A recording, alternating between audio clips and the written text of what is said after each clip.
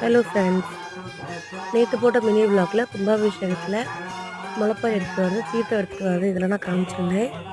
இது கும்பாபிஷேகத்துக்கு முதல் நாள். ரொம்ப கலர்ஃபுல்லான லைட்ஸ்லாம் போட்டு கோவில் ரொம்ப அழகாக இருந்துச்சு. குதிரைக்கெலாம் புதுசாக வண்ணம் தீட்டி ரொம்பவே அழகாக இருந்துச்சு. கோவிலே புதுசாக பார்க்குற மாதிரி இருந்துச்சுங்க. வேலையெல்லாம் சூப்பராக முடிச்சிருந்தாங்க.